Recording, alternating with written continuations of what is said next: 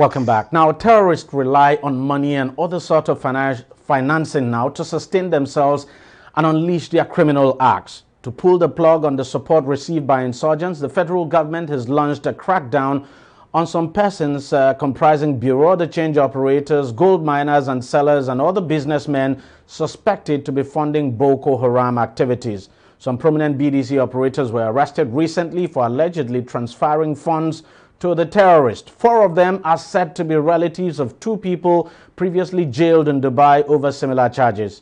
The Minister of Defense, Bashir Magaji, also confirmed that some persons have been arrested in Kano State and the military is continuously working to see that more of the conspirators are apprehended.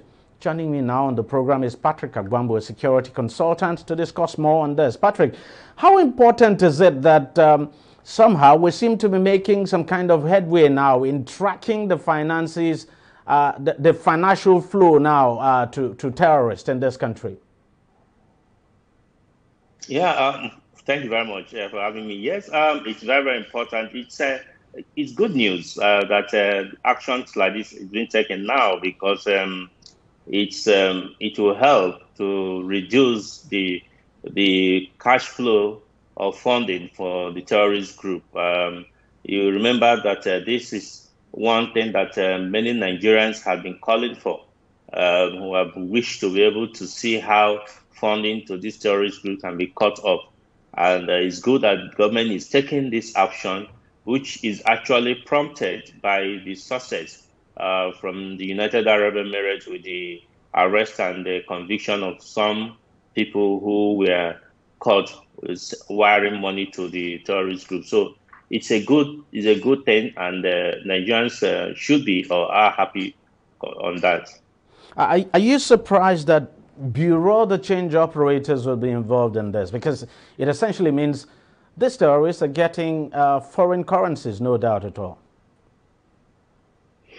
No, I'm not surprised, because when when the government carried out the how would I say clamp down on foreign flow, sending out money from Nigeria and foreign currency and bringing it in, they devised a new means of using bureau de exchange operators. And what did they do?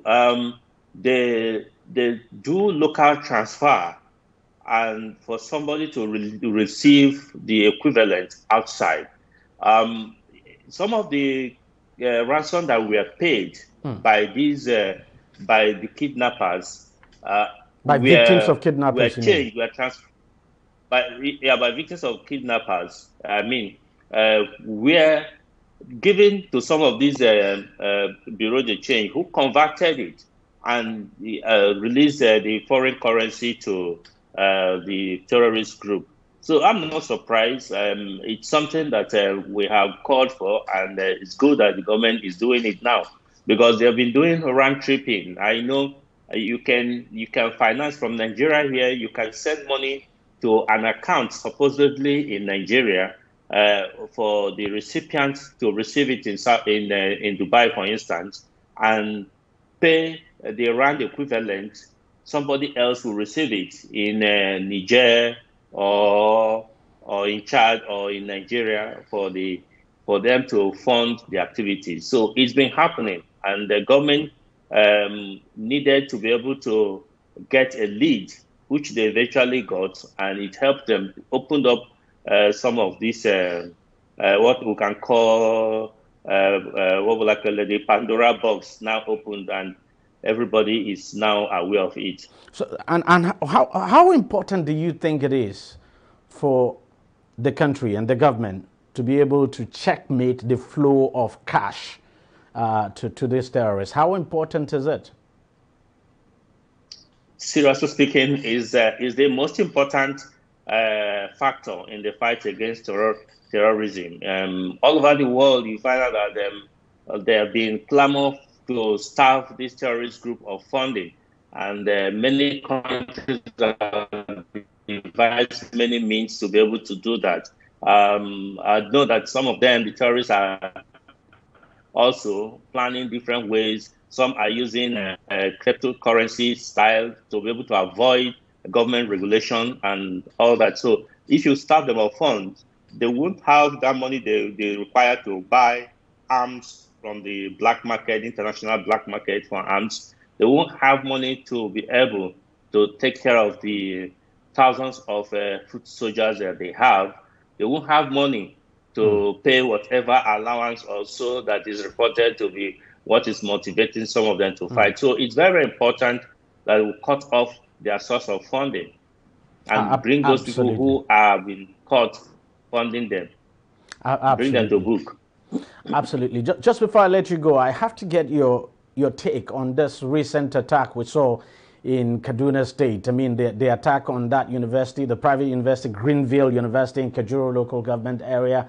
And now it's been confirmed that 3 of the students were actually found dead by security operatives in a community not so far away from the school. What's your take on this very, very sad and unfortunate development?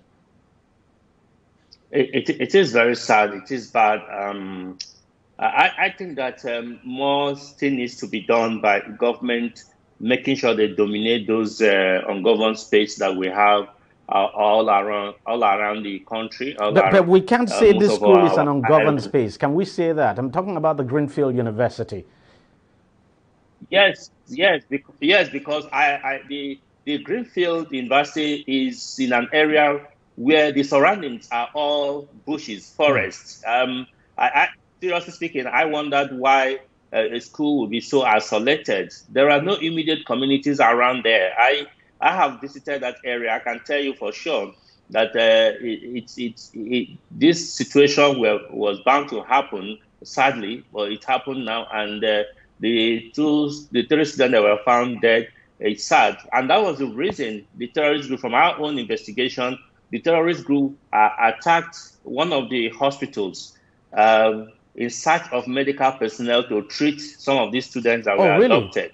But sadly, these 3, yes, they succeeded to adopt 2 nurses overnight, and they'll be able to provide, but they couldn't get most of the required medications and all that because it is reported that some of these students are sick, and that is the situation. And sadly, we've lost 3 of them. And talking about ransom, do you think the Kaduna State government should change its stance and start, paying ransom, dialogue with these people and pay them ransom?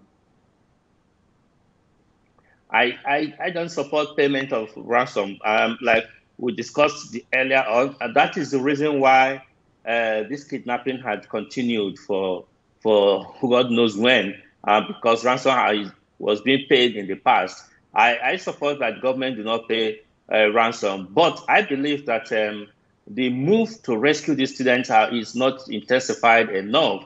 I believe that by now, the government and the government security agency should have tracked down where these students are being kept. There are technologies that could help them to zero down to where. Yeah, because it's quite a surprise. The ones who were kidnapped back in March at the College of Forestation and Forestry Mechanization now, 29 of them are still being held.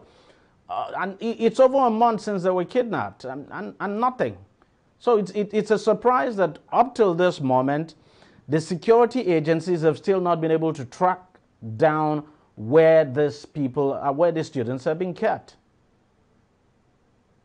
The information I also gathered in my investigation on this issue is that this terrorist group, what they do is to locate areas in the forest where you do not have any of this telecommunication network, where you can't easily track down, because the current technology that is being used in Nigeria require the use of this telecommunication network to be able to track. We have not using the satellite-based tracking device. Yes, I believe that the Nigerian government should spend whatever money to be able to acquire the satellite tracking system, which can track anywhere. And so we can stop depending on the telecommunication networks tracking system.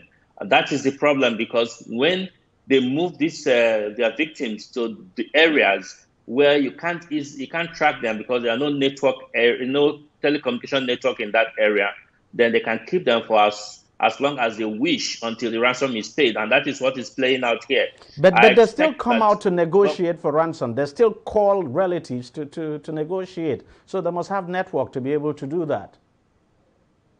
Yeah, what they do is get the location, which could be miles away from where these people are kept, and make calls, then move away.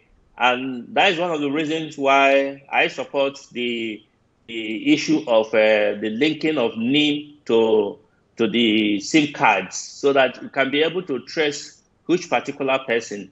But some of these people are using some SIM cards that were previously registered without names. So it's always difficult to be able to track who is calling. They could get to miles away, make the calls, discard this SIM card, and change location to where they want to be. And in some cases, they use the phones of their victims anyway.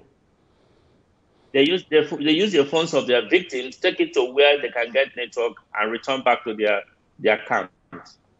It's a very disturbing. It's really sickening, and the killing of those students, quite sad, to say the least. Quite sad. Patrick AGBAMBU, thank you very much. Thank you for coming on the program. Thank you very much. Yeah, that's it on the program. We thank you very much for watching. I'll see you again next week. Bye-bye.